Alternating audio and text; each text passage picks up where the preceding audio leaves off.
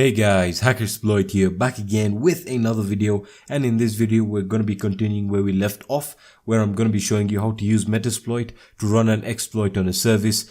In this case we're going to be using Metasploitable, and we're going to be exploiting the FTP port so that we can upload and download files to and from the web server. So let's get started.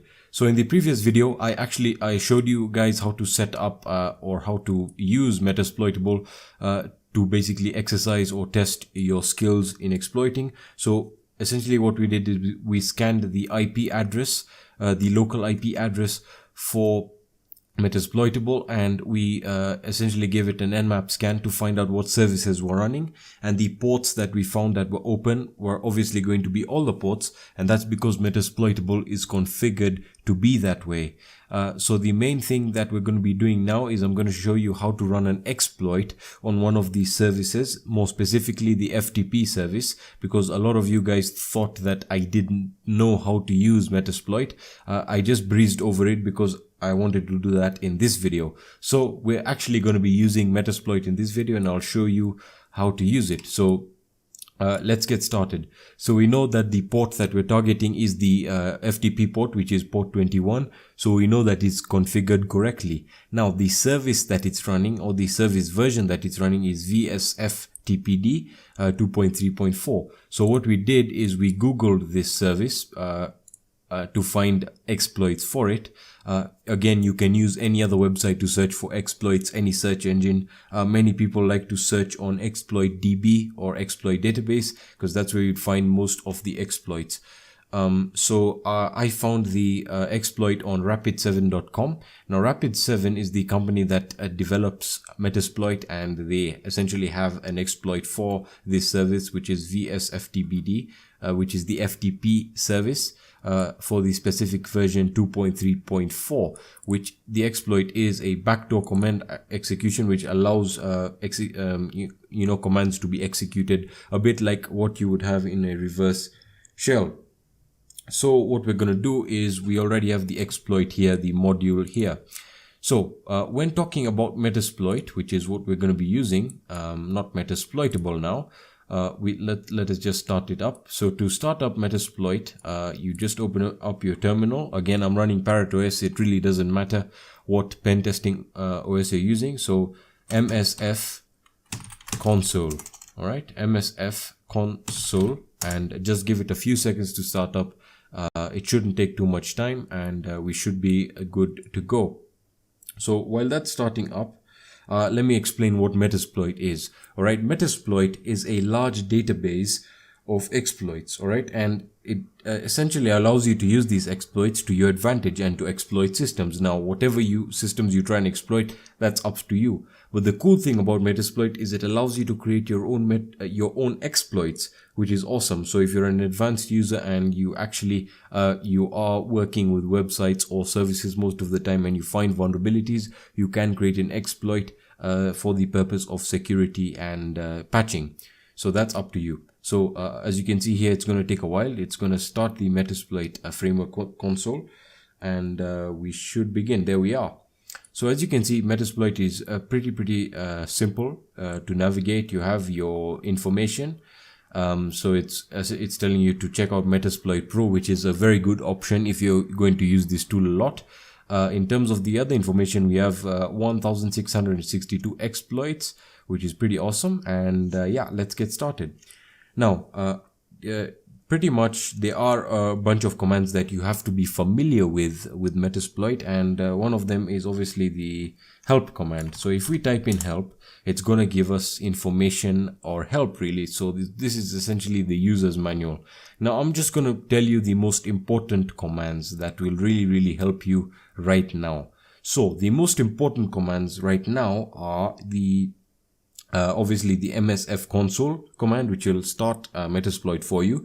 You then have the use command, all right? So that's as simple as that, which allows you to use an exploit, all right? You then have the show command. The show command allows you to show the exploits or the options available for the exploit, all right? You then have your set command. Your set command allows you to configure an exploit or an option. And you have finally your exploit option, which essentially makes you run the exploit that you currently want to run. So it's really very simple now.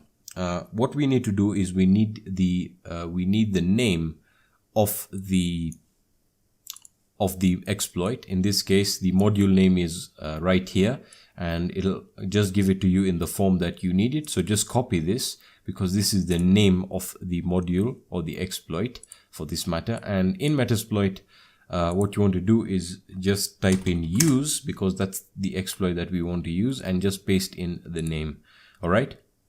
Now, let me just minimize this. That could be a distraction.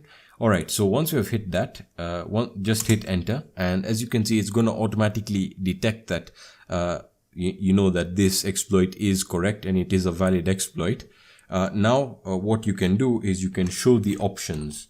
All right, so show options, and essentially this will show you the options that you can change and configure according to what or how you want the exploit to run.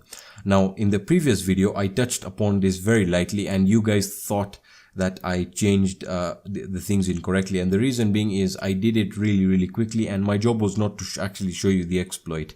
But let's do it correctly now. Now, what we need to do is we need to understand a few things first. The R host is the target address, all right? And the R port, which is already configured to 21, is correct, because we know the port is configured correctly. If it was configured to something like port 22 by mistake, that could also be something that you need to change. Now, to change the R host to what we want, which is the IP of the metasploitable machine, the machine that we want to exploit in this case, we need to essentially say set R host. All right, so set R host, and we use the IP. So 192.168.2.129. All right, and if we set that, it's going to say R host is equal to, and now we can essentially just check.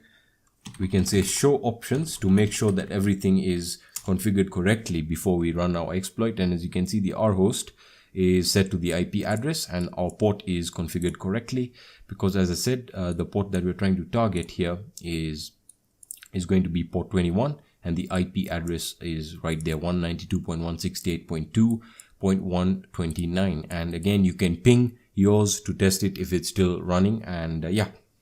Now, what we can do now is all we have to do is say exploit, right? As simple as that. And we hit enter, and let's see what we get. All right. And there we are. So it's going to start the banner capture, and it's going to say command shell session 1 open. So it's opened a shell session, which means this system is Linux, obviously, and we can run our Linux commands. So pretty awesome. And as you can see, we can send commands back and forth. So let's try a few commands. Let's see if we can run a task manager. Oops, we did not. I don't think that's installed on the metasploitable machine. Let's see if we can run the clear command. There we are. Awesome. So now we have a clear bash or shell. Sorry about that. And we can try something like uname r. Uname R, and there it's going to tell us the server version. You have your uname A, and there we are, Linux metasploitable, blah blah blah.